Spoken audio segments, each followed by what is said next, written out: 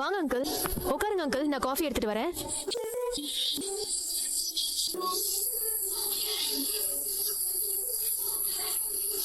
Meena, coffee. ஸ்ருதி, அண்ணிதான் வீட்ல இல்லையே. ஆமால, மறந்தே போயிட்டார்.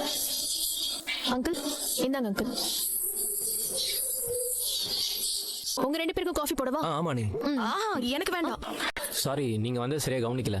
நான் வந்ததுல இருந்து உங்களை நோட்டீஸ் பண்ணிட்டு தான் இருக்கேன். எல்லா ஒர்க்கும் பண்றீங்க, ஆனா மைண்ட் வேற எங்கேயோ இருக்குல்ல. உங்க மனசுல இருக்க குழப்பம் இங்க பேப்பர்ல இருக்கலா இருக்கு.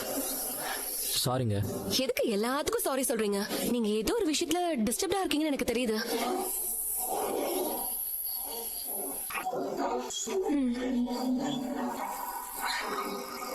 தேங்க்ஸ். சாப்பிடுங்க சத்யா. Thank you. ஆபீஸ்ல எல்லாம் ஸ்மூத்தா போயிட்டு இருக்கு. there is no issues. அப்ப உங்களுக்கு ஏதோ சம்திங் பர்சனல் ப்ராப்ளம் இல்ல? ஆமாங்க. அது என்னன்னு தெரிஞ்சுக்கலாமா? பேப்பர்ல கிறுக்குனத சம்டைம்ஸ் வார்த்தையில சொன்னா ஒரு மாதிரி மைண்ட் ரொம்ப ரிலாக்ஸா ஃபீல் பண்ணும். உங்க பர்சனல் பத்தி சொல்ல விருப்பம் இல்லைன்னா பரவாயில்ல. ஐயோ, அப்படிலாம் ஒண்ணும் இல்லைங்க. வீட்டுல சின்ன ஒரு ப்ராப்ளம். என்னாச்சு? இத கேட்டு ஒரு பையன், சார் அவன் வீட்டுல பூனையே இல்லைன்னு சொன்னான். கிளாஸ்ல இருக்கிற எல்லாரும் சிரிச்சாங்க. டீச்சர் ராமு கிட்ட நீ ஹோம்வொர்க் பண்ணலங்கிற உண்மையை சொல்லி இருந்தா நான் உன்னை நாளைக்கு பண்ணிட்டு வான்னு